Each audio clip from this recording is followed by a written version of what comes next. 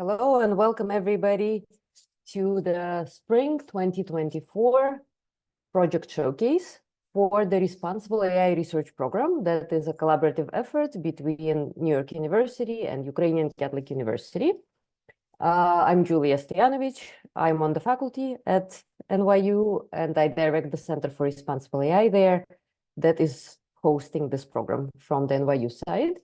And it's been a pleasure to have been working on this with all of you for 2 years now. So I think it's pretty amazing that we've been able to sustain this effort, and I'm looking forward to continuing in years to come.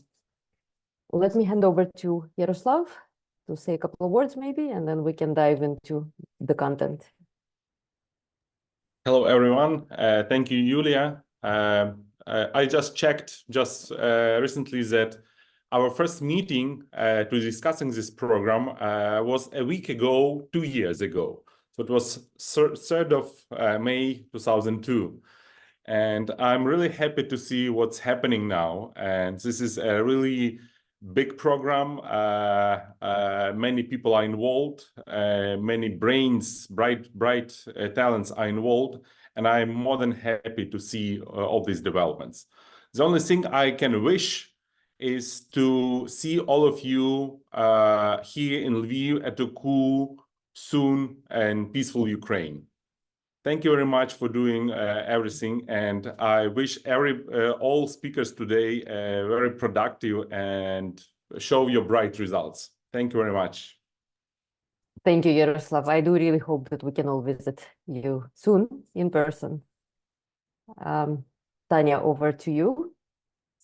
And just 2 sentences. Hi to everyone.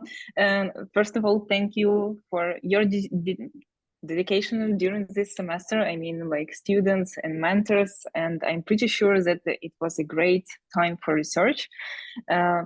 So now I guess we are ready to dive into our project presentations. Yeah, I can remind everybody that each team has only 7 minutes for the presentation, and after we have space like for 1 to 3 questions and move forward. So yeah, and we have 10 presentations today, right? So yeah, that's 70 minutes plus, let's say, 20 minutes for Q&A. So if everybody keeps the time, will be just on time, right? And we do want to leave a couple of minutes at the end, maybe to that's true, to chat some more. So please stay on time. And I'll be switching the slides.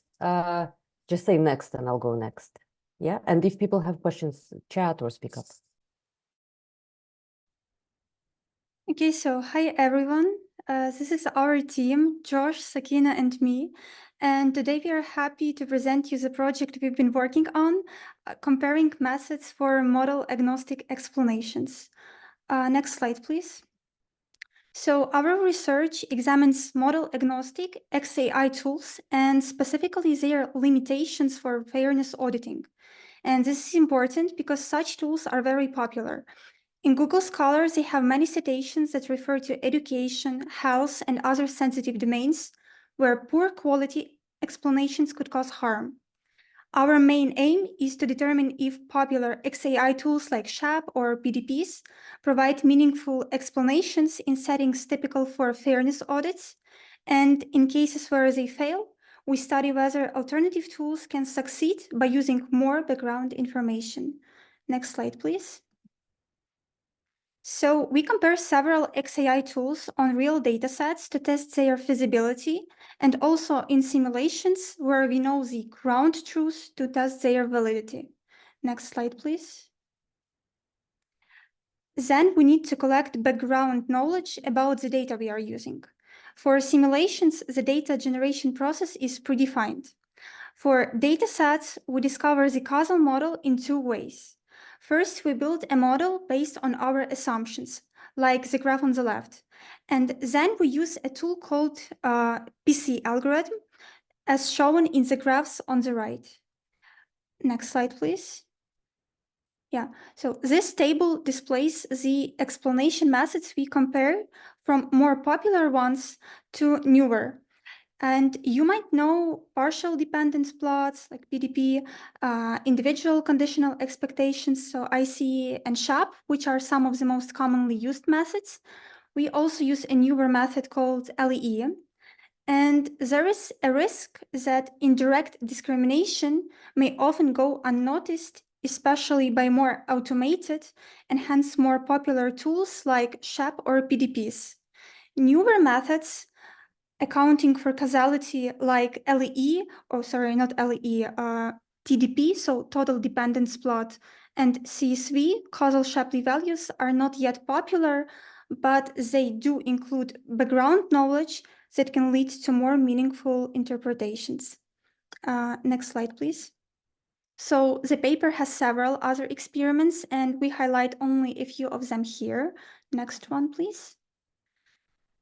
Yeah, and here you can see the full analysis of the impact of age on stress levels. And do not worry, we will not go into details of each plot. Instead, we will just focus on helping you to understand the key points. Next slide, please. So for the MLP model, these are plots on the left. Both PDP and LEE show decreasing stress with age, with LEE noting a sharper drop. In contrast, the linear regression models, PDP and LEE, these are plots on the right, indicate an increase, and the random forest models, PDP and LEE, so these are plots in the middle, show no significant impact of age on stress. So explanations of a predictive model are clearly different from explanations of the true outcome. So let's explore what other methods will reveal. Next slide, please. So PDP analysis reveal that stress levels remain stable from mid-30s to 40s, increase in 50s, and then sharply decrease, as shown in most of the TDP's plots. TDP probably capture other ways in which age influences stress, so it's important to use diverse methods, especially causal ones. Next slide, please. And here you can see almost all of the plots for a single random forest model. So PDP, LEE plots, and TDP using a PC-generated causal model. So these are plots on figures B, E, and I. They do not suggest significant effects, but assumption-based TDP on figure J and causal SHAP plots below indicate otherwise. Note that CSV plots vary with background ordering, random and assumption-based suggest stress decreases with age, while PC-based ordering on figure Q shows an increase. And this demonstrates different explanation tools can lead to different conclusions about the same predictive model, and background information indeed matters. Next slide, please. So let's see the conclusions made about the BMI category on stress levels. Next slide, please. So here you can see different tools that explain the impact of BMI on predicted stress levels for the random forest model. So this is top row, and MLP models, bottom row. And for the random forest model, BMI shows no significant impact on stress levels. And in contrast, the MLP models PDP and LE suggest that stress increases with higher BMI. And the MLP's TDP shows lower stress in lower BMI categories compared to higher ones with a more static relationship. And this highlights the importance of not only using various XAI tools, but also considering the model choice to interpret real-world phenomena. Next slide, please.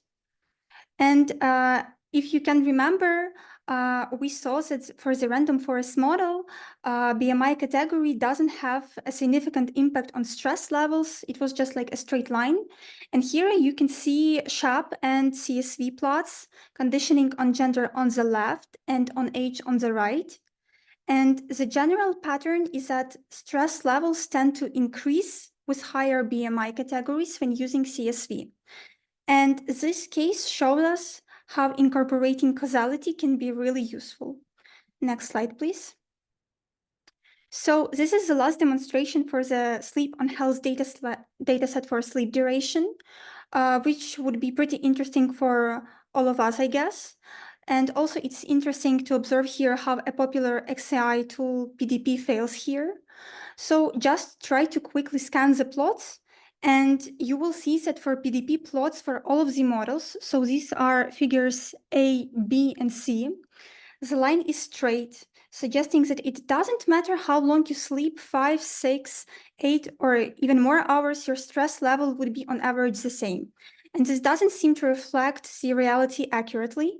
And contrary to this, almost all the methods suggest a more conventional explanation that the more you sleep, the lower stress levels there will be.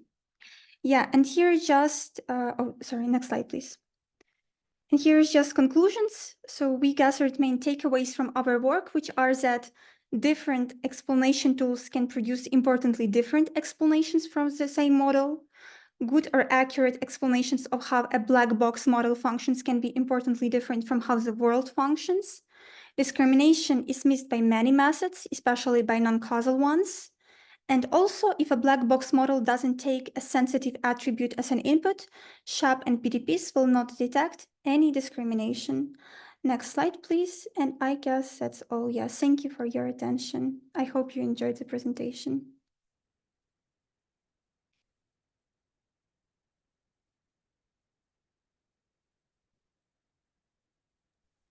Any questions?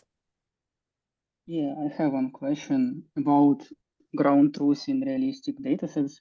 So actually in real datasets, we don't ground truth for model explanation. Maybe could you provide some guidance how to compare different methods based on like one data? Here I see that you compare, for instance, PDP and TDP, but what will be if you provide, if you will compare two methods that takes into account some external information, how to know what is correct? It's an interesting question, and maybe to know how exactly the variables in your dataset are interconnected, I would say it's probably impossible for now. And you can just make some assumptions as we did.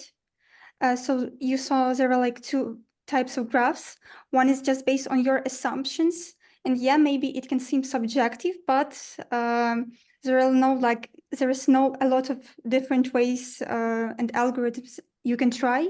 So you can just based on your experience, based on your assumptions, construct such a graph, and there can be several graphs, and you can experiment with them and try to see if the results will differ.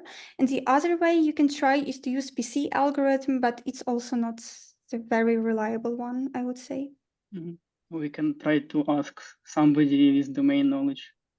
Yeah, if it's something like health domain knowledge connected with medicines, and yeah. Okay, thanks. Yeah, we'll have another presentation. There's another project where we're benchmarking interpretability methods, and this is really the big question is how do you know that an explanation is correct? There isn't really a ground truth, right? It depends on what you want to do with that explanation. Yeah. Other questions? If not, let's move on. Greetings, everyone. Today, Roman and I would like to present our findings during this semester while working on a project under mentorship of Lucius and Julia. This semester, we were primarily focusing on generating datasets with counterfactuals and tested various methods on them to estimate individual treatment effect. Next slide. So to quickly recap, what we did last semester is that, first of all, we gained an understanding what causal inference is and what is counterfactual reasoning. We developed and implemented an experimental pipeline for generating different situation and counterfactual pairs. We selected a Llama 2 13 billion model as our model for generating experiments. And as a result, we tested 15 random seeds, we call them so-called individuals, to generate over 20,000 rows of data from a language model. We cleansed the data, and as a result, we got 20,000 rows without data loss. Next slide. Yeah, so this semester we turned our single notebook for counterfactual experiments into a lightweight Python package, which encapsulates common work for generating the covariates and running the experiments, while being easy to extend with other language models. The most important new feature is the probabilistic sampling. Imagine you have an experiment with 10 covariates, each having 3 distinct values. This totals in about 60,000 combinations, each taking about 10 seconds to generate with a language model. This would take about 7 days of non-stop generation. And with sampling, you can evenly include each covariate, thus creating a representative dataset, and also as a byproduct, making the task of treatment effect estimation even more challenging, since the model would not have all possible combinations. Next slide, please. Here is just a brief example of how one can define a probabilistic covariate together with a categorical one. If at least one of the covariates is probabilistic, all other categorical covariates, if present, are sampled as well. Next slide, please. Another major part of our work this semester was to actually use our datasets for estimating the individual treatment effect and benchmarking the existing methods. In fact, ATE estimation is a subset of machine learning for tabular data with several constraints and important pitfalls. In ATE estimation, especially for heterogeneous units, such as we, humans, it's a bit risky to have only a point estimate, that is, a single scalar value. One would prefer to have a confidence interval instead. In this case, a new metric, coverage level, is introduced. It's an alternative to mean square error and ranges from 0 to 1, depending on the amount of values covered with the intervals produced by the model. Thus, we narrowed our experiments down to Bayesian additive regression trees and conformalized quantile regression methods. The former is a Bayesian approach to the sum of trees models, which is really a bit complicated to explain it in 7 minutes. So the latter is actually not a model itself, but rather a technique to guarantee coverage for all data points, which could be applied to both confidence intervals and point estimates, as you can see in the figures. Conformalizing widens the interval, and it does so based on the nonconformity scores of the data points. The more uncommon the point is, the wider is the interval. It is a bit similar to inverse probability weighting with extra steps. And conformalizing can be also applied to BART, quantile random forest, or gradient Bootsin forest methods. Next slide, please. So to mention about the data, this semester we were successfully generated over 3,000 situations for our data set and created a detailed data sheet for this, which serves as an essential documentation. And it is important to mention that we shifted our focus more toward data analysis, package implementation, and EDA compared to the previous semester, while we were just experimenting which model to select and how to generate these experiments. So our data set was primarily focusing on the following scenarios, which I will explain in the later slides. Next, please. So the first situation that we were experimenting is the dining out decision. It is a decision-making scenario for individuals. They have to choose whether to wait for a table at a popular restaurant or decide to go to an alternative dining option. And the decision is influenced by the day of the week, expected wait time, and proximity to other dining options. However, it was excluded from the final dataset because we had too few covariates, as you can see, only like 4 of them. And as a result, we got an unusual responses and very unstable ones due to the limited, as I mentioned, amount of covariates. Next slide, please. The next situation is the one that we were mostly working with is a startup investment. We were kind of influenced by the Shark Tank program, which is popular in USA. It is to simulate the decision-making process of a venture capital analyst evaluating a startup investment opportunity. This scenario includes various covariates like fund size, investment track record, comfort level with financial risk, and the model is deciding how much does it decide to invest, if anything. Next slide, please. And next situation is the travel patterns. It is simulation for a family planning their vacation, taking into account multiple factors like budget, constraints, family preferences, and travel conditions. And the scenario includes choosing between 2 proposed destinations, as you can see, and opting to stay home based on a detailed assessment of each location's costs and features. Next slide. Yeah, and let's move on to the advanced dataset analysis. We decided to start our experiments with a well-known running dataset, where the model is prompted to plan a run based on the given covariates about the training plan, weather, health, and others. We regenerated this data using our new package and new seed picking strategy to increase the variety in the outcomes. And the experiments have shown that conformalized BART had indeed a higher coverage than the raw version. However, the coverage was consistently lower by about 10% than the desired 95% coverage. BART coverage level was even lower, as you can see from the figures. We observed that a notable part of the intervals was crossing 0, that is, the individual treatment effect prediction in those cases was not that useful, because it literally means that for our confidence level, some units had this insignificant treatment effect. Also, the intervals was on average quite long with respect to the range of the target variable. Next slide, please. After several iterations of these experiments, we decided to study why the intervals are so long and what features lead model to such answers. We used Shapley values to analyze fitted point estimators, a linear model, and a random forest. The decision to choose these particular models is because you cannot really explain the interval predictions, but for point estimators, you can use Shapley values as for any other regressors. This revealed another crucial effect. The Shapley values seemed logical for a human, as you can see, because the cases where the weather was not sunny and warm, but rainy and cold instead, indeed correspond to cases with lower running distances. Both the linear regression and the random forest models achieved R-scores of at most 0.2, and it means that they explain only 20% of the variance in the response variable. This is definitely not a good predictor, one might think. However, it correlates with the heterogeneity of the data, leading to many predicted intervals containing 0. This means that on the large scale, there is too much uncertainty in the model outputs, and despite having causal links, there was a large portion of randomness varying from seed to seed.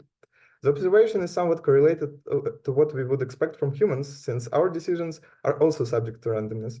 This is one of our main outcomes, proving the necessity of interval estimation instead of point estimation. We also tried the idea of including large language model embeddings as our feature vector for each unit. However, from the brief experiments, we have seen no sufficient improvement in predictive power so far. Next slide, please. And to summarize, we would like to say what our future work plans and limitations. Our future work for this project is, of course, to create more scenarios and to create wider variety of situations for analysis. As a result, we would like to increase data collection by running more experiments, and we'll gather more data to enhance our findings. And finally, it will enhance our data set, since we want to expand it and refine it and make it clear and streamlined.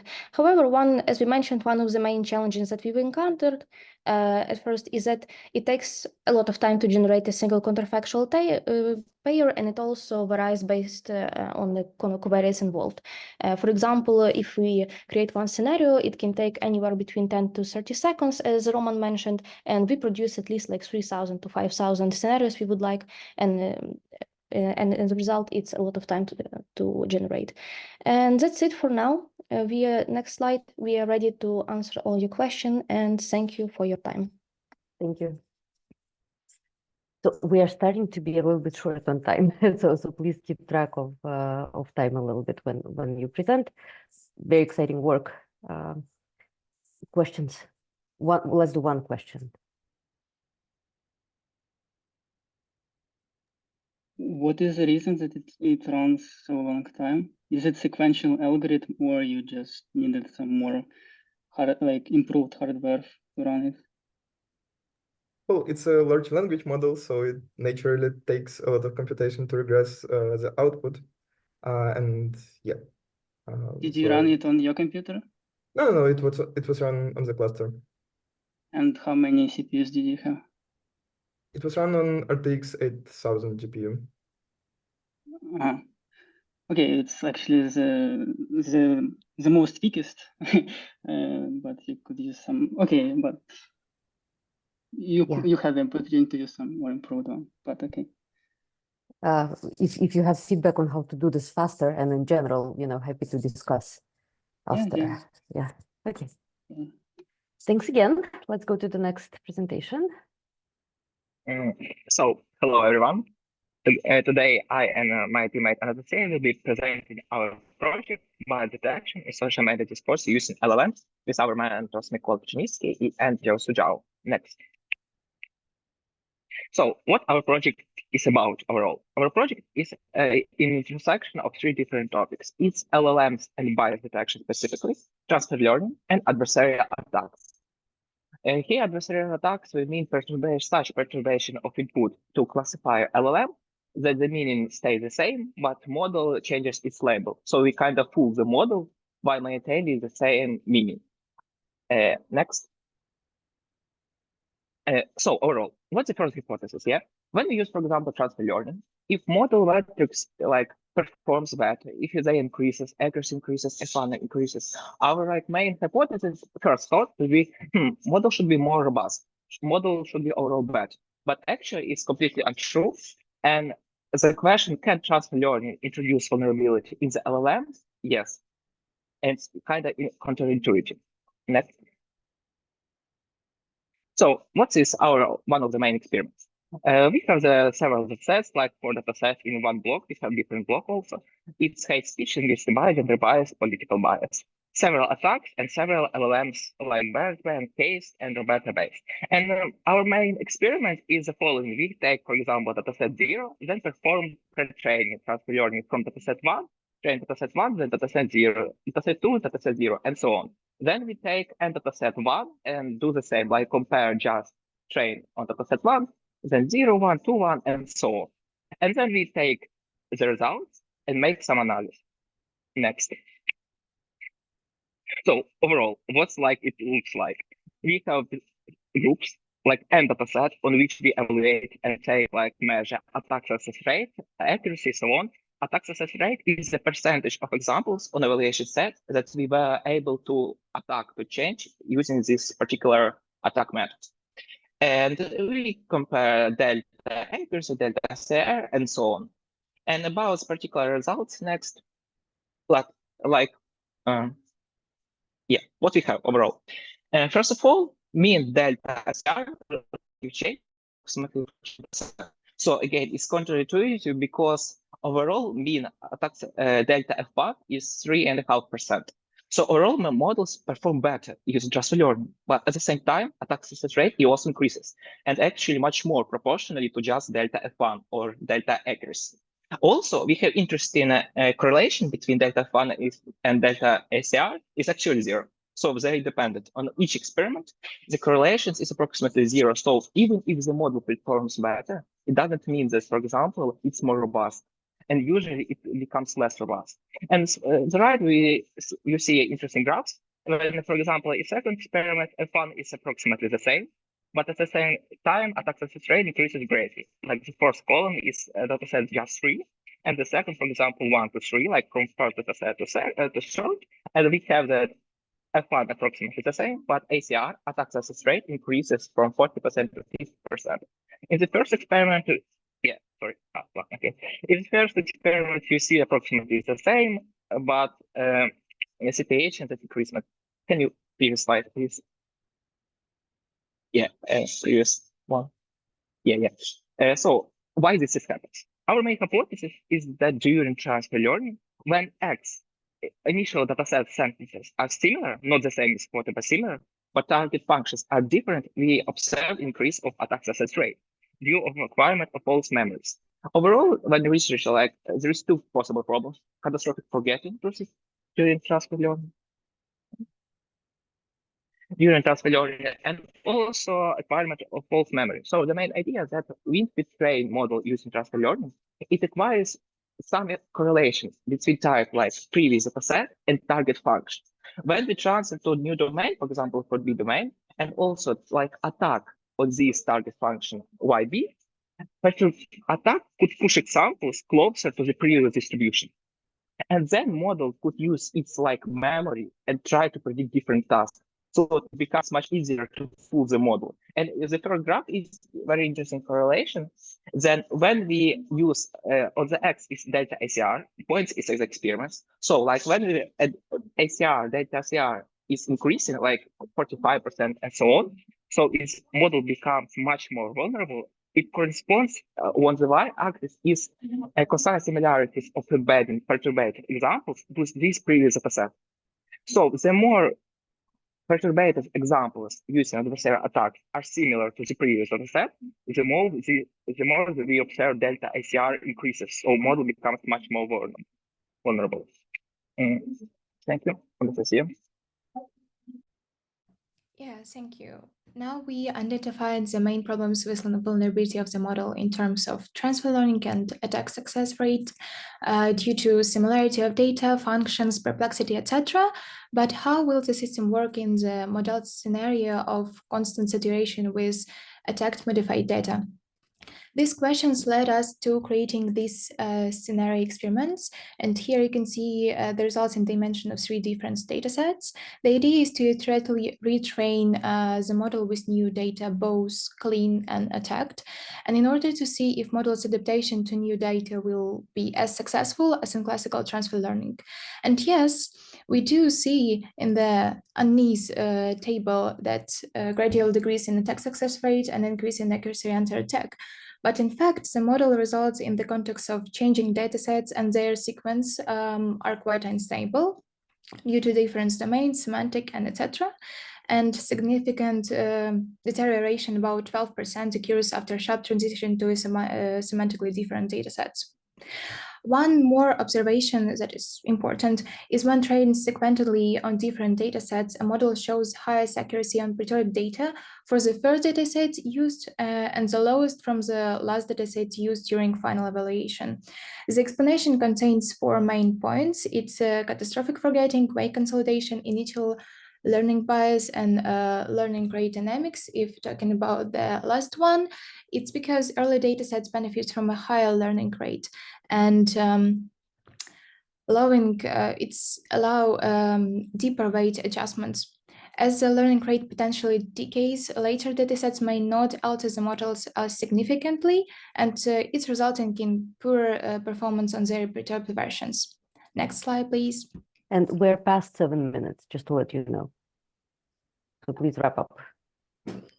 Okay, it's just the same experiment, but with similar datasets 4 times and changing. It has similar conclusion. We can go to the conclusion. Next slide. Here you can see our conclusions and our next steps. It's pretty obvious, and we have already managed to present our results in the form of a poster thanks to our mentor Joshua. We are very grateful to him for this opportunity, and you can see the results on the right. But that's all. Thank you. Thank you very much. We have time for one question. Can I? Yeah. So did you account for, like, what effect did the data set size have on the results? Thank you for the question. Very interesting question. It's a great effect because when you use, for example, learning, you use the training part, which is much bigger, for example, in our case, 20,000, and dataset part with, for example, 2,000, which accounts for the real world scenarios when we use transfer learning, when we don't have enough data. And actually, when we increase size of the last part, for the evaluation parts, the model becomes much more robust. So, for example, if you take 20,000 sequence, the increase is much smaller when we use, for example, our scenario, which indicates when we have enough data and a lot of data, these observations becomes much more negligible when we observe the situation, usual situation we start learning. Thanks. Thank you very much. Let's go to the next presentation. Yeah, so I will be presenting the MDP-based semantically accurate SQL query generator. Now let's uncover what this is. Next slide. So first of all, let's discuss what is semantic accuracy. So semantic accuracy of an SQL query, we define it as the SQL query being able to compile. For example, this SQL query is syntactically correct, but it contains a semantic inaccuracy because it selects a column that does not exist in the subquery that it selects in the from clause, right? This query will not compile. Now, next slide. Why do we care about semantic accuracy? Because when you run a query, what does the DBMS do, right? So what does PostgreSQL do when you give it an SQL query? First, it parses the SQL query, then it validates it, then it compiles it, builds an execution plan, and it executes it. If we wanted to debug PostgreSQL, if we wanted to find bugs in PostgreSQL, it would be a good idea to generate a huge number of random SQL queries. But if we generate them only adhering to the semantic correctness, then we will be able to only pass the first stage, the parsing stage. The queries will be parsed, but they will be invalid, and they will not reach the the compiler code, and they will certainly not be executed, which means that the parts of the code that are responsible for the compilation will not be tested. This is why for DBMS testing, query semantic validity is very important because it gives us more coverage.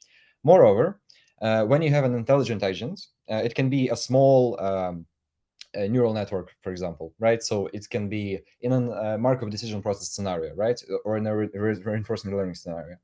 And you want it to generate compilable queries always, right? So you want to give it an environment to generate compilable queries, right?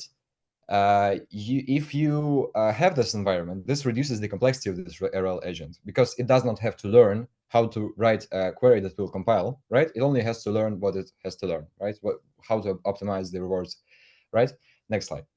So yeah, a small introduction into the Markov decision process. What is the Markov decision process? You have an agent, you have the environment, and the agent acts in the environment. So in our case, environment is the set as a set of states and actions where by transitioning from different states to different states, you can generate a compilable query, right? So a single walk in this environment for an agent results in a compilable query. Next slide. Now, what is generally the roadmap of this project? This project is, I think, the longest there was on the NYU. So it started in summer of 2022. We wanted to build a query generator to test some theoretical hypotheses. Then it transitioned to building a query generator that has high levels of semantic accuracy. And now finally we wanted to develop a theoretical framework. I wrote a thesis based on this project. We open sourced the generator and we plan to submit papers. Next slide. What are the goals, right? So the previously developed random query generators and in general query generators, they suffer from one of the two things, right? So they either suffer from a low rate of semantic accuracy or they suffer from a low coverage of the syntax of SQL, right? If they have a high rate of semantic accuracy. We bridge that gap because we achieve 100% semantic accuracy on a high language subset, right? On a high level, on a broad syntax, right? Now, the next thing we do is that we develop an agent-agnostic open source tool, right? So there was a lot of research. For example, 3 examples are here on this slide that relies on putting some agents in an environment where they will be constrained to only produce compilable queries. But they suffer from the fact that they don't have a tool that allows to do this because like all of these researches, they have to do this from scratch. And we provide a tool that will save time for the future researchers in the same direction. Finally, we provide a theoretical framework that allows to build this semantically accurate query generator for different database management systems, right? Not only PostgreSQL. Next slide. Shortly on the design of the query generator. So the core concept is that we represent an SQL query as a chain of decisions. So instead of generating a SQL query directly, we generate a sequence of decisions. Next slide. Now, to generate a syntax of this, and we don't, like when we have a sequence of decisions and want to convert it back to an SQL string, we don't do this directly either, right? We convert it to an abstract syntax tree. But this allows us to create the chains of decisions, right? To formulate how do we create them, right? So an SQL, there is an example of an SQL string on the right. In the middle, you can see an abstract syntax tree that corresponds to this SQL string when it was parsed, right? And then on the right, you have a decision graph that would produce this SQL abstract syntax tree, right? Next slide. Yeah, so the final step would be now we have the decision trees, and the decision trees produce decision sequences that we can convert to SQL strings. Now, in these decision trees, there will be invalid decisions, which would lead to semantic inaccuracies. To resolve this, we remove decisions that lead to semantic inaccuracies. Next slide. This completes the design, right? So what are the results? This is all good. What are the results? The results are that according to our testing, with matched query size, our generator to SQL Smith, our generator achieves a semantic accuracy rate of 99.967%, when the industry standard SQL Smith achieves only 42.569%, right? So this is a great achievement. Other reported results from other papers that did report the results include the results from Squirrel, which was up to 12%, the results from Trigun, which is pretty old, but it was up to 20%. So yeah, we achieved a very good healthy semantic accuracy rate on a higher language subset than previously, right? Next slide. Like now, like we have this, right? We have a system where you can plug in an arbitrary agent, and this agent will always produce a compilable query. What do we do? Like I decided to have fun with it. I decided to place an LLM in control of the agent that will build a query. How do I do this? Every time there is a decision in the graph, right? In the decision graph, there are decisions. Every time there is this decision, an LLM is given a prompt which formulates the question, right? So what do you do in this, right? You have this query right now. You have to achieve this result. What do you do at this step, right? And for example, this you want to create a query that counts the number of orders, right? And you want to put count star in the place of the question mark here. And you ask the LLM, do you want to put a subquery or an aggregate function in this in the place of the question mark? And it answers to you, I want to put an aggregate function, and you actually can generate queries in this way. This was fun and very interesting. Next slide. Now we are past 7.5 minutes, so please wrap. I have a timer. Yeah, thanks. Okay, now the mistakes of this of the language model include that it could not determine the types of expressions in PostgreSQL. Next slide. Also, it could not understand the mechanics of the query generator, right? It couldn't see like which decisions it would be able to make further, right? Because it was not trained or anything. It was zero shot. Next slide. And final thing I did is that like I decided, what if I convert SQL queries into decision sequences, right? So backwards, not decision sequences into SQL, but backwards. And I took common benchmark, TP-stage benchmark of SQL queries. And I found the probabilities of different decisions in this, in the constructions of queries in this benchmark, right? And you can see these probabilities in the slide. Next slide. Now, finally, we made some open source contributions. First of all, I found inaccuracies in PostgreSQL documentation. I submitted this. They made a patch. Also, there are missing features which they did not document, so they patched that. Now I use the parser, and I made some contributions to the parser, which is 2 pull requests and the proposition to help fix precedents, operation precedents. Next slide. And yeah, in future plans, we want to make testing more broad, because like we didn't try to generate multiple consecutive queries on different types, right? Not only select queries. We didn't try different agents, like in some of the works that we saw. We didn't. The syntax is still incomplete. Semantic accuracy is still not 100%. So this can be improved. And finally, next slide. We can take my bachelor thesis that I submitted and make some paper submissions from this bachelor thesis. This is my plans and dreams. Next slide. So finally, you can ask me some questions. Yeah, there's absolutely no time for any questions because you're past 10 minutes. So others, please stay on time. Otherwise, we will run out of time. Thank you. Oops. And if you have questions for Mikhailo, please just type them into chat to him and he can respond. So, hi everyone, my name is Olha and Matvey is my teammate. Also, we've had the invaluable support of two mentors, George and Julie. Next slide, please. We continued working on a close reading for data model project, and during this semester, we focused on enhancing the methodology we previously created. So let's recap the project objectives we set. Our aim to develop this methodology to make data models more comprehensible and fair by identifying and mitigating biases, to provide users with valuable skills and tools for analyzing data models encountered in their work, and to give users the experience and tools they need to actively participate in building data models. And of course, if we are working on developing a methodology, we would like other people to use it. So here are the main questions we have set, which we'd like to answer after completing the testing of our methodology. So the first one, to what extent is a close reading methodology usable for data model education for engineers? Then to what extent does the close reading method help learners better understand data models? And we decide to mark the research question number 3 as additional/optional, because average STEM student is not actually familiar with literature close reading methods. So to answer this question, we probably need to narrow down the sample of participants for testing the methodology. Next slide. Here's the brief outline of the mentioned methodology.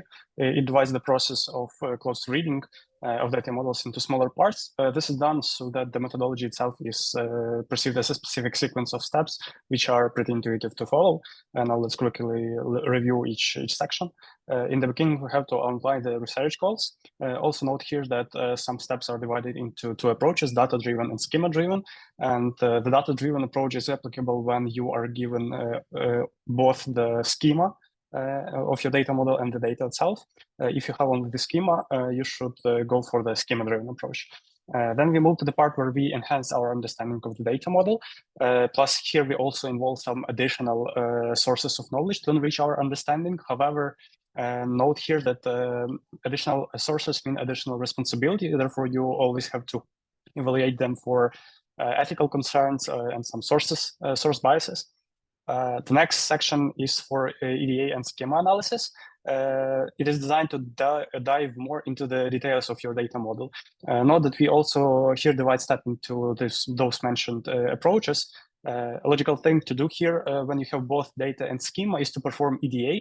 However, when you only have schema and no data, you can't apply EDA, so you do the schema analysis. This means that you basically explore the very details, such as primary keys, for example, unique constraints to your data model, or field types, relationship between entities, and so on. Then we go for the related schema exploration.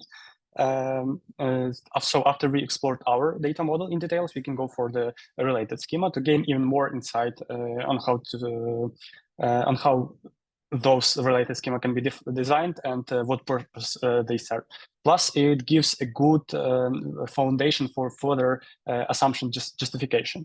Then we go for the biggest and, in my opinion, the most interesting part of the methodology. It is called the assumption loop. The idea behind it is to explore, justify, and solve potential bias in smaller portions. Since it is usually hard to work to do all work in one go, we suggest doing it in the loop with small portions. For example, you could take one field in your entity, identify metrics that can prove your claimed inequality. Could be some statistical metrics if you have data, or the comparison with other schemas if you only have the schema, as we already mentioned. Then we identify the potential problems that the assumed and proven bias can cause. And in the last subset, we propose the solution that can help us mitigate inequality. And then we do the findings compilation. After we are done with the potential vulnerable places in our data model, we do so for further usage. So it could be someone else reading the report after you, or even yourself in the future. By performing this step, you or someone else after you won't have to repeat this whole process again on the same data model. Next slide, please. To test our methodology, we conducted 2 pilot tests. Initially, we invited 2 computer science students with prior experience in data modeling to apply the methodology and provide initial feedback. We carefully analyzed our feedback, identify key aspects, and with new knowledge, organized a workshop for RAI Lab to present an upgraded version of methodology. As a result, involving a bigger number of participants enabled us to gather more diverse feedbacks, including various perspectives and recommendations. The next step we have is to test the methodology on master students from both Eindhoven University of Technology and Ukrainian Catholic University. Next slide, please. Here we report on the results we have at this moment. Oля has just introduced you to the testing process. We partially did and plan continue doing in the future. In the near future. Thus, for the testing to be effective, we needed the end-to-end protocol with all the information needed to perform it. Plus, in order to improve the understanding of the methodology, we provided our participants with the test reading example, which proved to be really useful. How do we know it was useful? According to our protocol, we do the feedback session with the participants after they perform the close readings, so that we always improve our methodology. And the test that we already ran provided us with the valuable insights into what places of our methodology and protocol in general can be improved. This led us to preparing the next version of the methodology, research question and test reading. And we added also the video tutorial for better visualization, visual perception. Also, in order to improve the effectiveness and lucidity of our methodology, we added comparison with the close reading in the literary field for those participants who are familiar with such technique of analysis of the literature. So next slide, please. So our future plans consist of organizing at least 2 workshops for master students and conducting a series of interviews, which will help us to collect more feedbacks. After we analyze all the knowledge we have and answer all research questions we asked at the start, we can finalize the methodology and be ready to write a paper about the close reading for data models and submit it to CSCW 25 conference. Additional plans include answering research question number 3 and mentioned previously. If we have sufficient time and can identify STEM students with experience in literature close reading, it would be great to explore comparison between these 2 methods. And furthermore, as we discovered last semester, this approach can be applied not only to relational data models, but also to others. Therefore, an additional task is to modify the methodology in a way it can be used for different type of data models. Thank you. Thank you very much. On time, so we do have time for a question.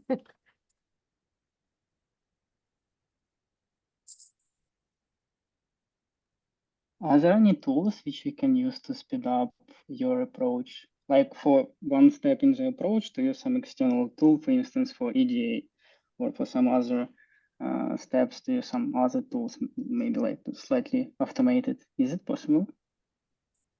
I guess it is, but if we in our methodology provide those tools, this means that we restrict the participants to the specific ways to do the methodology. And for now, we are actually aimed at providing the broadest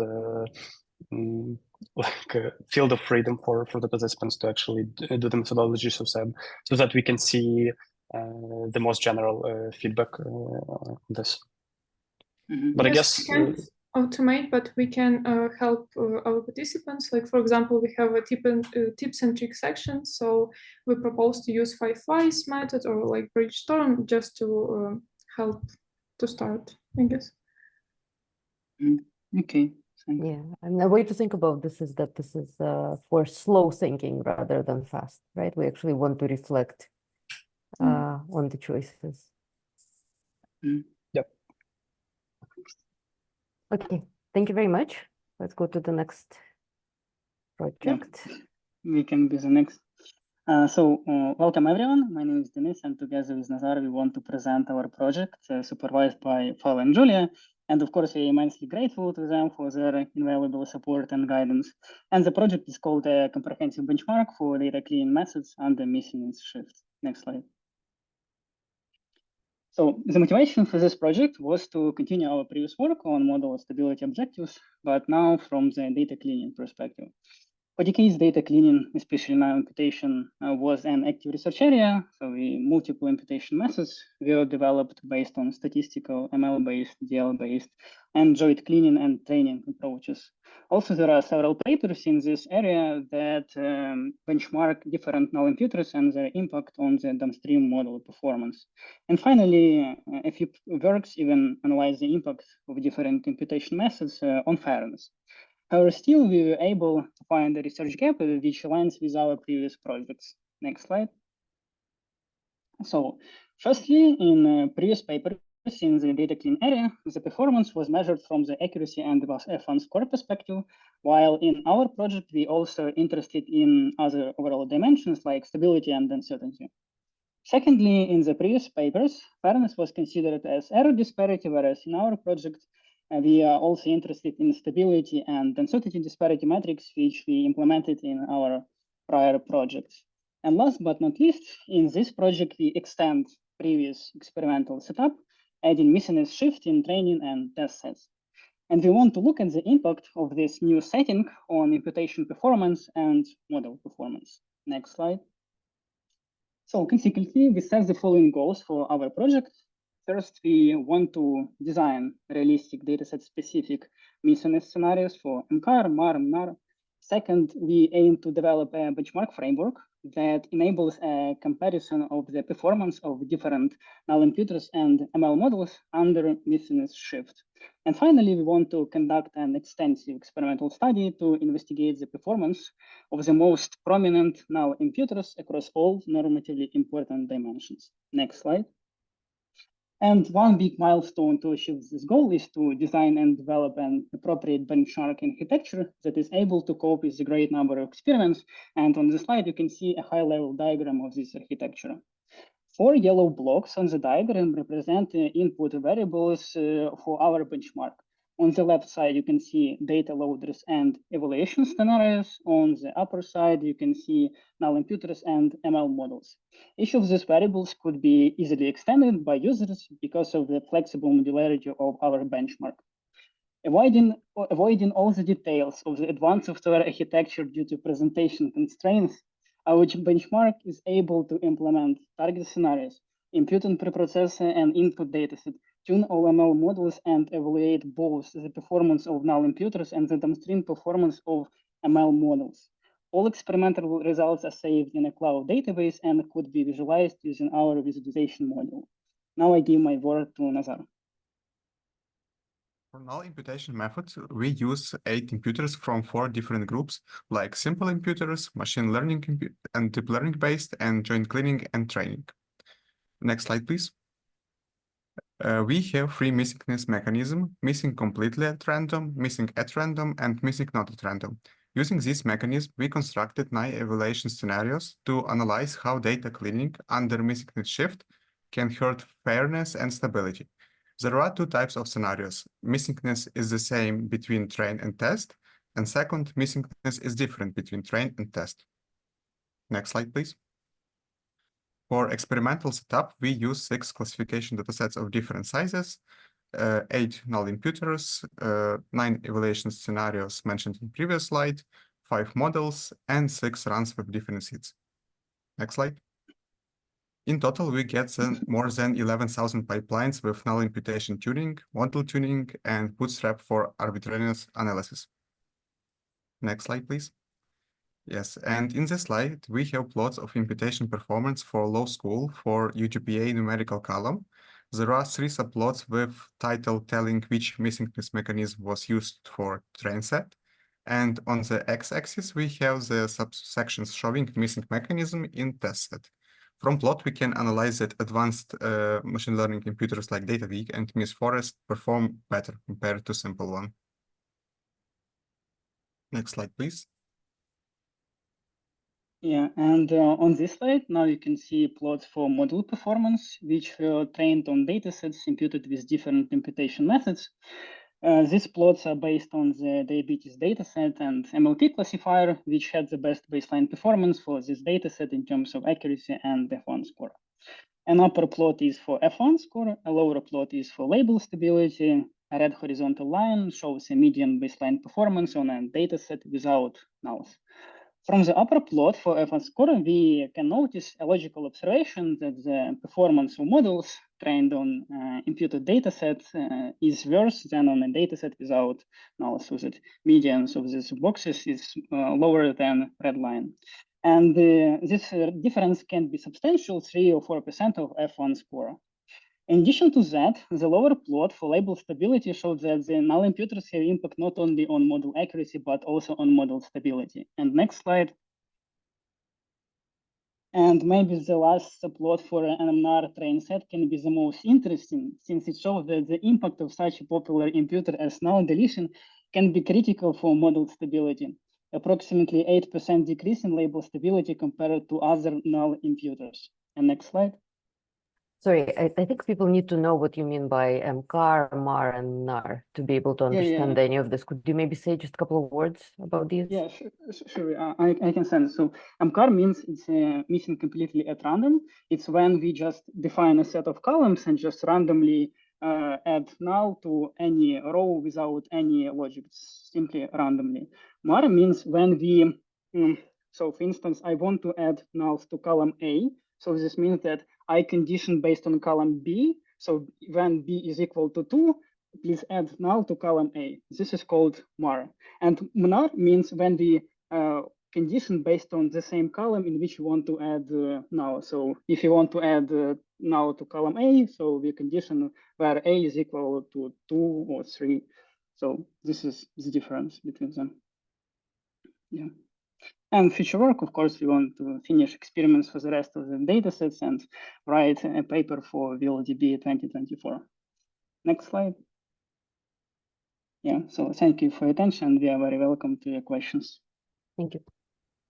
We do have time for questions.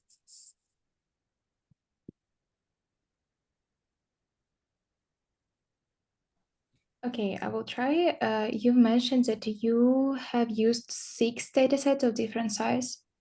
Have you considered the impact of dataset size and complexity on the performance of these imputational methods? And if yes, how did it affect your benchmark results and evaluation and analysis? I think it was the point that we wanted to use different sizes of datasets to make better decisions based on our results. So we had datasets from 1K to 70K, and maybe the impact of dataset size the highest impact of dataset size is on label stability, which we could see, for instance, for diabetes, it's 1K dataset, and the impact of such imputer as null deletion is very drastic for small dataset. When for bigger datasets, it can see this impact, but it's smaller. So our idea was to try different datasets and look what results we will get and try to make some meaningful conclusions. Thank you. Yeah, this is a really good question, by the way. We should also try to subsample randomly the datasets that we have that are larger to see what is the impact of dataset size for a specific, or like a fixed data complexity, right? That's something to add to our experiments. We tried like for folk tables. We saw this pattern with label stability. Good. Yeah, we should look at this also for diabetes, maybe. Yeah. Okay. Yeah. Good point. Another question. Have you tried run experiments for different seeds for different initial conditions, and how stable the results are? Yeah, maybe Nazar, you can explain. Yeah, we run, for example, from our experimental stub, we run each pipeline 6 times with different seeds. So then in the plot, we have these variations and mean. So we can analyze how our algorithm pipeline depends on the initial conditions. Yeah, it's different dataset splits. So seed impacts all randomness in the whole pipeline. And we had 6 different seeds, plus we have bootstrap of 100 estimators. Yeah. And in addition, in each pipeline, we are doing null imputation tuning and model tuning. And we have approximately 11,500 such pipelines. Anybody who's ever worked with me understands that box and whiskers is the main type of a plot, right? And exactly for this reason, to quantify variability. We should move to the next presentation. Thank you again. Hi, everyone. Me and Katya would like to present you the project explaining of rankings and preferences we've been working on together with Venetia, Joao, and Yulia. So, and first of all, I would like to start with the problem we are solving. So a lot of different companies, different fields are using rankers that often based on the AI systems, but actually there is no benchmark method to compare them, which of them is better used in what situations. So and this problem is actually hard because we can compare these rankers across a lot of different dimensions. To name at least what is the ranker type and what are the assumptions of each algorithm, what metric do they accept on the input, and so on. On the next slide, we describe the work we've done in the previous semester. So we discover some different methods to rank and to run them on different datasets, real-world datasets, one of which was constructed by us. Mainly, we focused on two of them. It is sharp and sensitivity analysis of algorithm rankers. The next slide, please.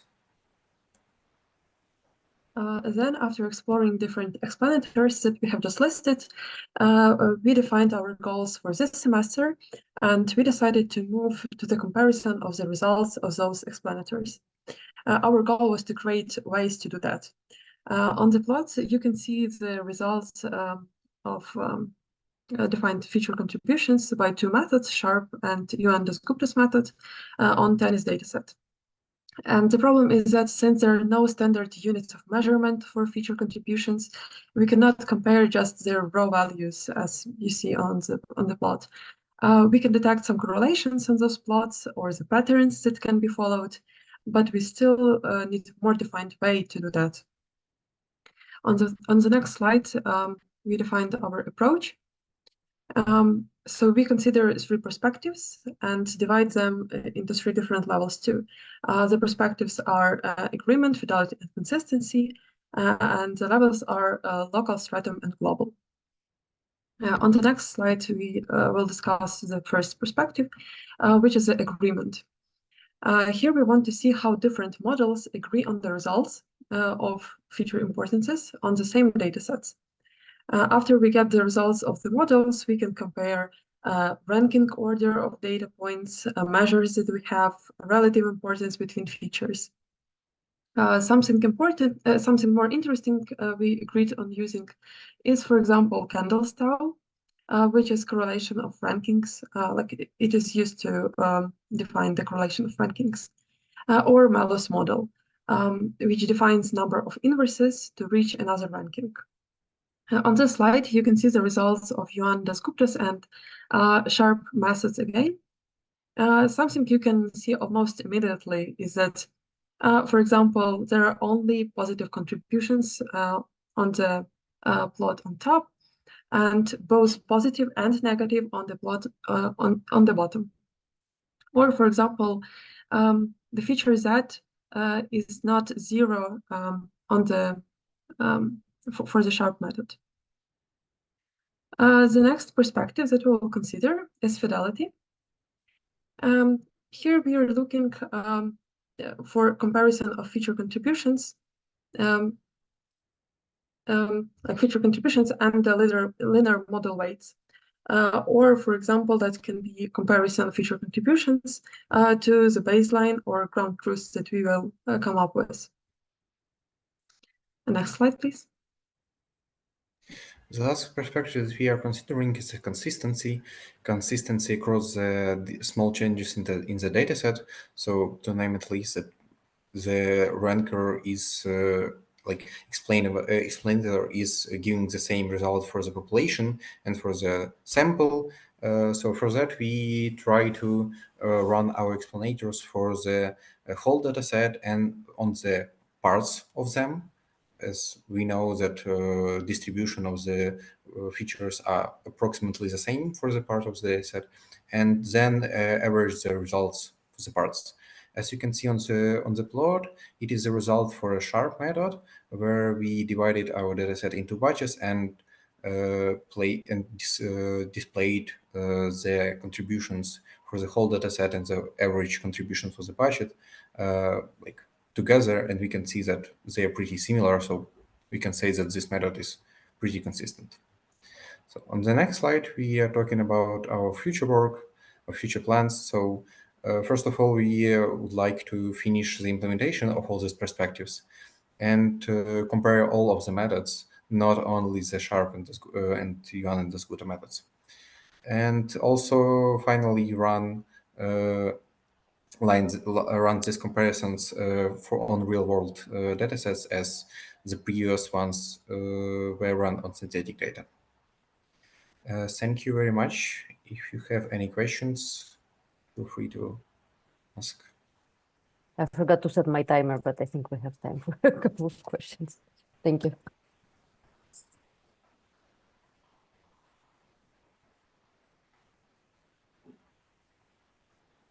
Maybe you can continue the same question which you asked to the first project. Do you have any ideas how to compare how to compare different methods on the real datasets. Yeah. So that's what we discussed. We can compare like the rank of the resulting features of the contributions for each feature, or like how consistent the output is for different data sets and how close it to some baseline or something like that. Okay, thanks. So that's the focus of this project, right? Is figuring out how one compares interpretability methods. And what we do here is for ranking, but a lot of this framework hopefully will be reusable also for other setups, like classification, right? So some things here are ranking specific, but others are not, right? Just what features are being produced by two explanation methods. You can compare that for sharp versus line, for example, right? But when you look at strata, this is a ranking concept.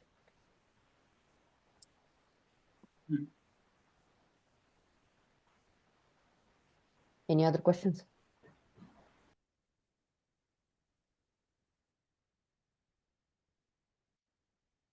If not, let's go to the next talk.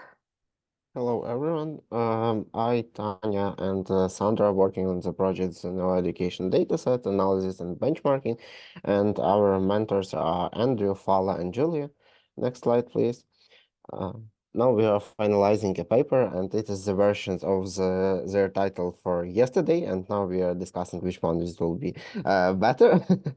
And our agenda for today is to tell you about some of our analysis related to the displacement drop-off, and also tell some policy recommendations and tell about some education collaborations which started in Ukraine when started the war. Such as this program and also our future work. So we'll start with the displacement analysis, and next slide, please. What does mean the displacement? Displacement means that a student takes their tests in different locations than their home locations, like in our case for different region. And as you can see that we have some amount of people for each year that took their test in another location, but when the war started, this amount of people is statistically significant different and has 36.5 thousands of people. Next slide, please. And we tried to somehow visualize and understood this pattern better. And in the left part, you can see the map where the percentage mean how many people of this region took their test in another one. For example, the whole people from locations such as Luhansk and Donetsk took their tests in different locations. And if we will check the right map, it is where this people took their tests if they took it in Ukraine. And for example, 17.4% of these people took their tests in Kyiv Oblast, but this number is only 13.3 thousand of people. And next slide, please. And more than 23,000 of people also took their tests abroad. And the most popular was Poland, Germany, and Czechia. And yeah, that's all from this part. And next slide, please. So next slide, please. Drop-off, we mean by drop-off is decline in standardized exam participation. And by 2021, Ukrainian high school students were required to register for the exam as a part of their school graduation process. But due to the COVID policy changes, there was no requirement to actually take the exam in 2020 and 2021. And as a result, when studying the decline in exam participation, we focus only on students who took the exam to provide a more precise estimate. We used the state statistics service total number of high school graduates each year for our analysis. So as you can see, like in the picture, there is a decrease of approximately 41,000 students, while at the same moment there should have been an increase according to the total number of graduated students. Next slide, please. We also analyze essential differences in the number of test takers by subgroups, such as sex and location. So the ratio of male-female students who took the standardized exam during the pre-war period was relatively stable from year to year. But maybe there seems to be no huge difference during the war, but we know that, for example, for 2023, the percentage of male students is 1% less, and we hypothesize that this tendency, unfortunately, will continue. Next slide, please. And as for location, maybe it's more interesting. We see a significant disparity in the number of participants between rural and urban locations. We for sure can say that this is concerning, especially considering the lower education levels in rural areas of Ukraine. And I put here like examples that recent global education survey PISA reveals that Ukrainian students in rural areas have an almost 5-year learning gap in reading compared to their urban counterparts. So for sure, it's like the reason why students from rural like regions don't want to maybe to apply or to be admitted to the university. Next slide, please. Yeah, next slide, please. So we understand that the retention of students and the treat of brain drain from Ukraine is a really great challenge. And in our work, we also analyze policies and official actions which are done by Ukrainian government to prevent this brain drain. Such policies include the resumption of educational process 2 weeks after the start of the school full-scale war. So when the full-scale war started, the educational process in schools was stopped for 2 weeks, but after 2 weeks, it resumed almost everywhere in the mixed format or even in the offline format where it was more possible. Also, some special projects were presented, like distance schools, Learning Without Borders project on Ukrainian TV with subjects which were broadcasted. And also the main thing which refers to our paper is transition from EYE format to NMT exam of this test format, which is now 1 day, is computer-based, and also it's held not only in Ukraine, but also in 32 countries around the world. At the same time, there are many projects between Ukrainian and universities from different countries, big universities who support Ukraine and in our way to prevent the brain drain and support Ukrainian research and Ukrainian scholars. One of these projects is our Responsible AI project, which we are all in, and we are very grateful as Ukrainian students and researchers for this opportunity. And also, we have more than 10 initiatives like this, with like Ukrainian Twinning initiative, which is initiative between Ukrainian and United Kingdom universities, Ukrainian Global University, which is collaboration between Ukrainian universities, and so on. Next slide, please. Yeah, and for now, our major outcome is the paper prepared for submission to PNAS, which is ongoing right now. And at the same time, we've all done a huge work on the data set. And of course, we want to publish this data set. And we have many other ways to analyze it, because in our paper, we'll now focus on drop-off and on the displacement of students. But we have many, many different things to analyze, because we have this large and clear, already clean data set of this test for years.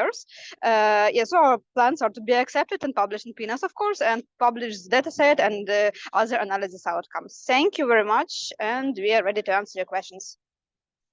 Did you try to compare how average score decreased over time for specific projects? Average scores for what test? It's maybe it's in the notes. It's not possible because two different tests we have, like EAE and NMT. And it's really questionable even inside EAE, because they change like tests and content like from year to year. So, and of course, like between EAE and NMT, we should be very careful to make any inferences.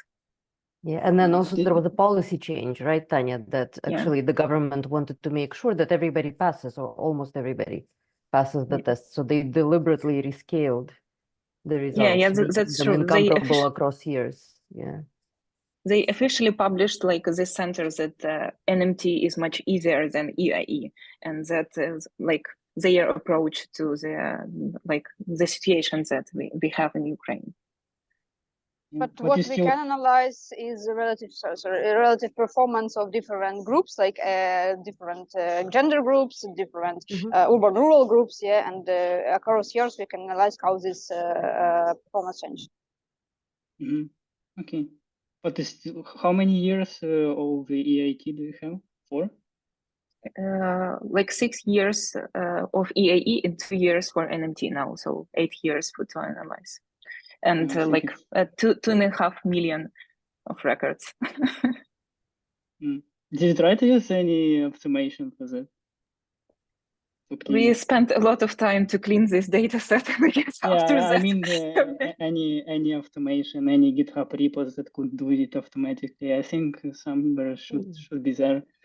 Okay, we tried automated data cleaning and automated data integration, and there were so many outliers that they ended up having to spend a lot of time manually cleaning. Yeah, that's true. Yeah. And volunteers. We even used volunteers. Oh, interesting.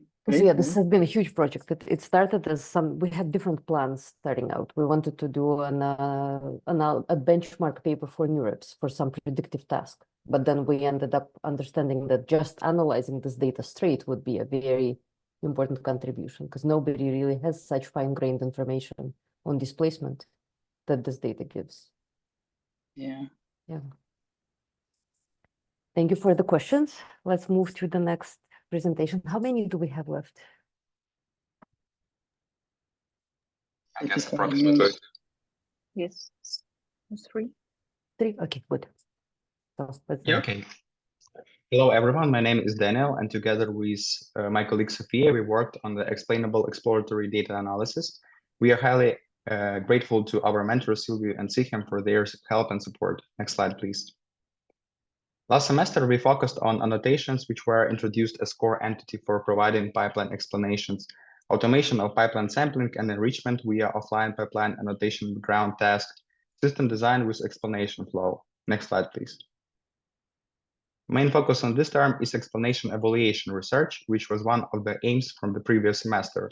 We conducted a set of experiments which derived efficient similarity search methods, search depth and wideness for current explanation task.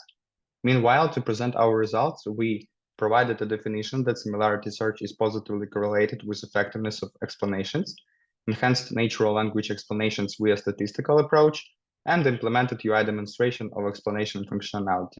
Next slide, please. To introduce you to this topic, a pipeline is a sequence of operators produced by the application of trained RL policy on a data set. This is an example of a 10-step pipeline generated with 4 operators. Two of them are standard drill down and roll up operations on data set, and other 2 explore similar sets and nearest neighbors. Next slide, please.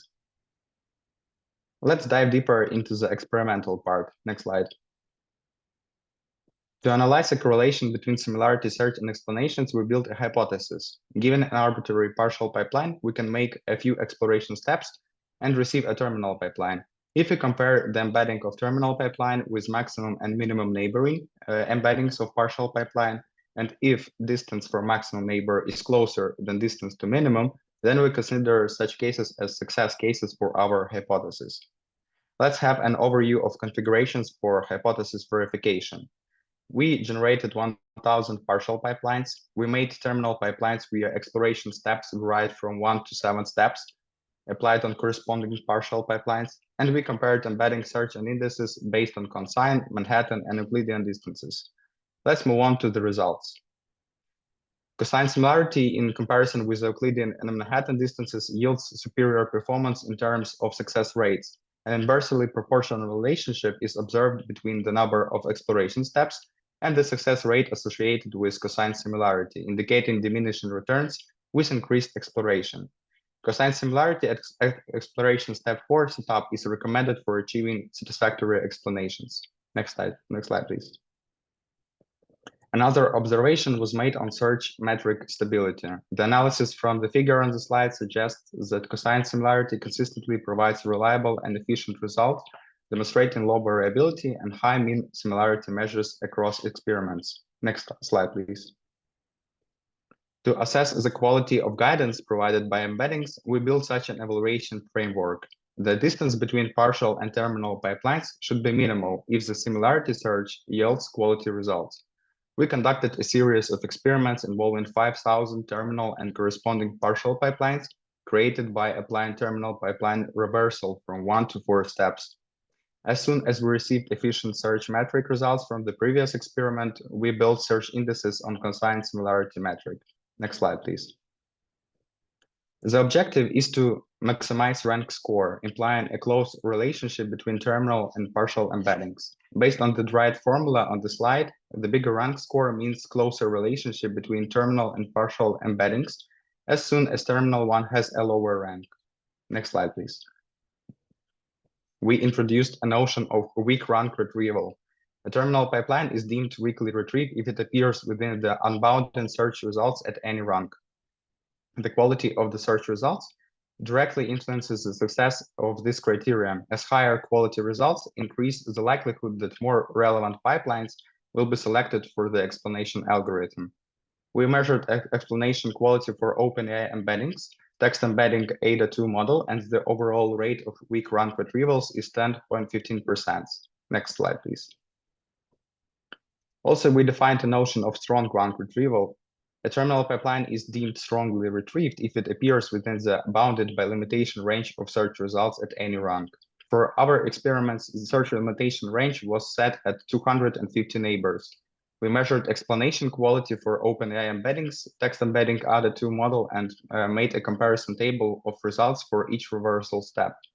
As you can see from the table, the average rank score is relatively high for the baseline for each reversal step. For example, for reversal step 1, on average, the target pipeline has rank 129, which means that we need such a number of pipelines to make effective explanations, which is too far from desired values.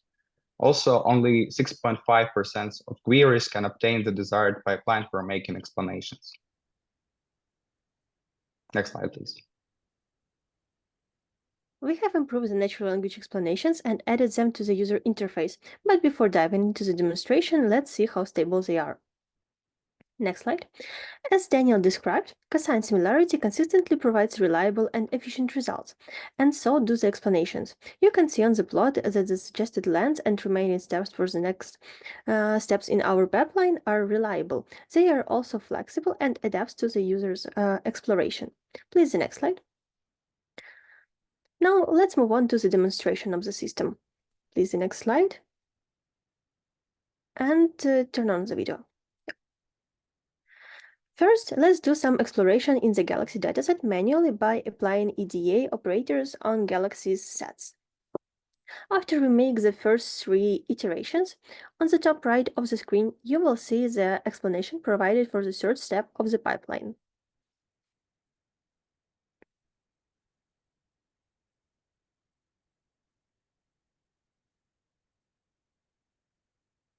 It offers to follow the exploration with the most probable operator by neighbors and apply to the most probable dimension U.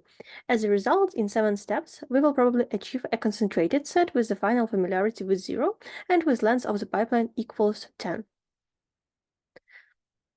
Also, we can find out more information about top most similar pipelines on which we made such a conclusion for this explanation. If we proceed exploring with provided guidance, we will obtain another explanation for the pipeline with length 4 with adjusted natural language explanations.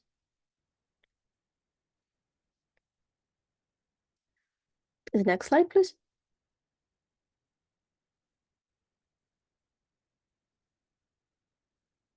Yeah, thank you. At last, we would like to introduce future work that can be done on this topic. It can be a data exploration specific model, also new dataset collections, evaluation of natural language explanations, feedback system, and also submitting the paper at the conference. We already have the drafts that we want to prepare and submit in the next few months. The next slide. Thank you for your attention. Thank you very much. Almost on time, so there's time for a question or two.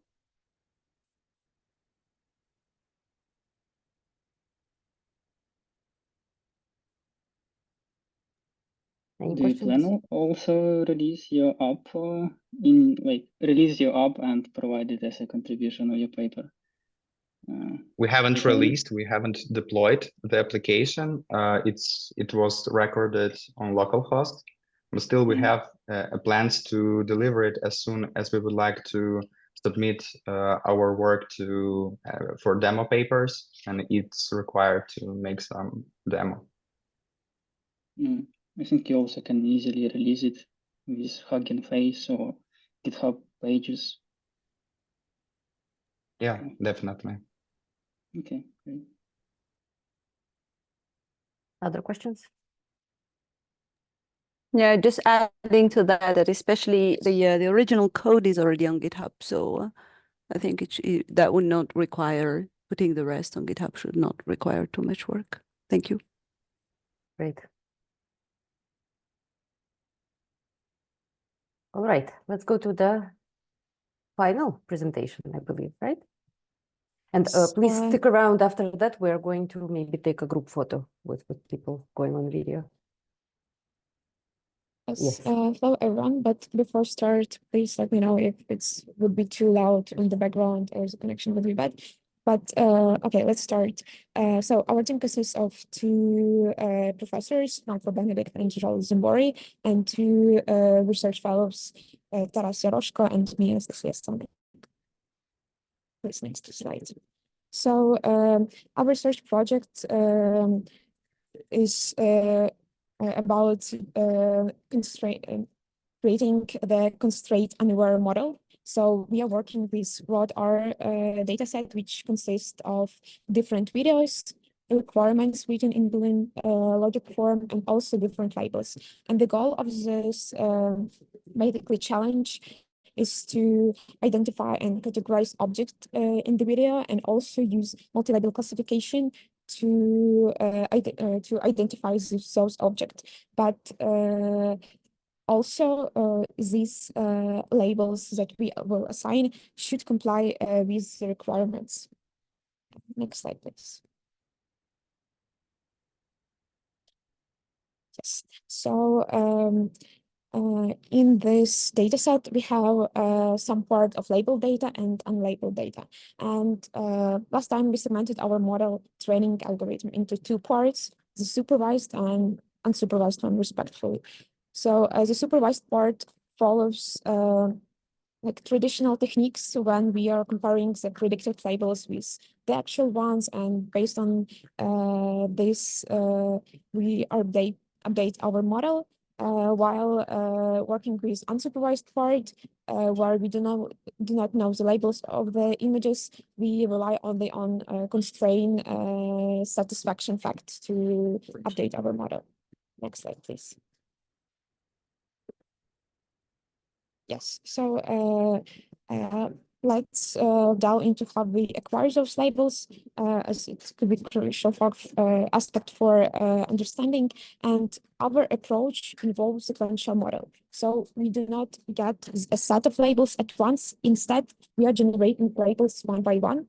And we are incorporating every time the information about the previous labels. So at the first step, we are stating that all labels are unknown, and then we are adding the information for the unsupervised one. We just using the previous labels that the model gives us, and for the supervised one, we are using the actual labels from the other data set.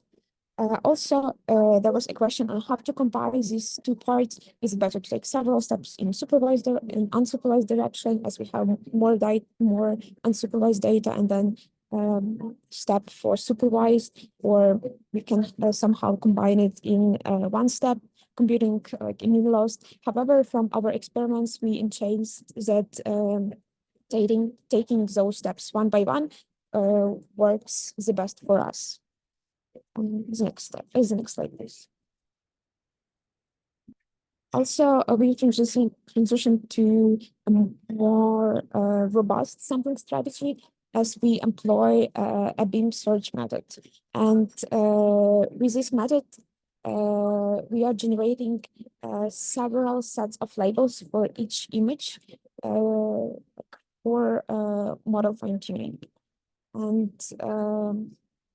the illustration shows the example of beam size 3, and each step we retain 3 best sets of labels based on their multiplied probabilities. However, additionally, that increased computational demands that we faced. So we decided to, rather than computing gradients during unsupervised training, we defer this process until we identify the best label set, and then we are computing the fact whether these labels satisfy our constraint, and then utilize them in our supervised algorithm, which allow us to get the probability of that pass. And based on this, we are computing our loss and dating the model. Next slide, please. It is also important to mention that to increase pass variation, so one step it was to employ beam search. Another, we employ random part for our samples. So for every label we randomly selected them to be true or false based on this probability. So if we are getting the probability of some label like 0.5, then it's true with that probability. And that allows us to sample more different paths and to like into different like model passes. Next slide, please. So after making progress with the sampling-based model with sequential label prediction, we decided that it would be nice to create an end-to-end model in order to be able to just pass the image into the algorithm and then get the appropriate output from the model. To do that, we used well-known YOLO architecture for bounding box detection, particularly YOLO V8. And this image demonstrates an example of how the bounding box detection provided by YOLO looks like. Next slide, please. And this is a diagram which explains how the end-to-end algorithm works overall, and just let's quickly go through it. So first we get our image and we pass it through the first part of the pipeline, the YOLO bounding box detection algorithm. After this, we receive the bounding boxes for each of the agents, and using those boxes, we crop the image and pass each of the crops to the second part of the pipeline, the sequential model, and then we perform the inference by using the unsupervised part of the algorithm with beam search sampling with predefined size. And finally, we reformat the output of the model so that it looks like the one provided by the RAI competition. Next slide, please. So here are some of the training graphs that we obtained during our experiments. The first 2 images correspond to the experiments where we used only 1% of training data, and the next 2 are for 10% of the data. And in each case, the first image is the only supervised approach, and the second one demonstrates the combination of supervised and unsupervised approaches, with each having equal frequency.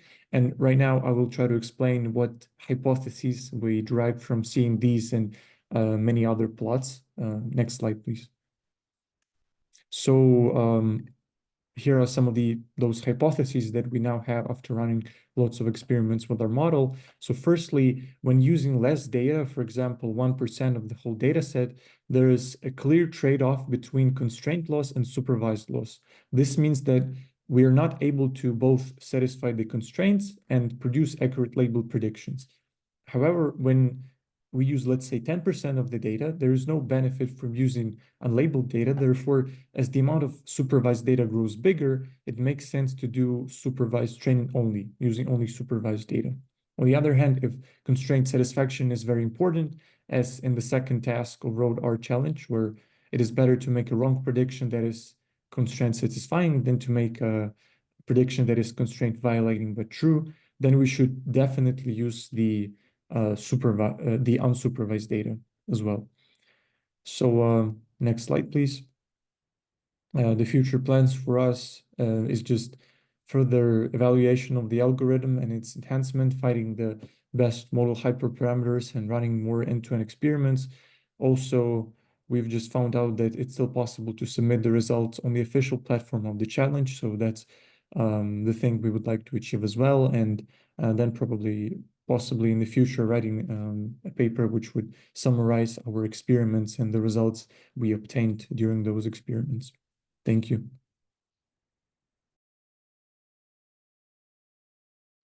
Thank you very much.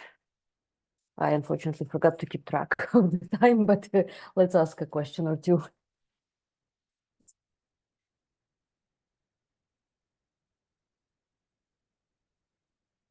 Any questions? Did you run those experiments locally? Or did you try? No, the size of the data set was quite big, and it required quite a lot of computational power, even when we used 1% of the training data. So we had to use like separate GPUs for running the experiments. And how big is the data set? I think it's about 26 gigabytes of videos.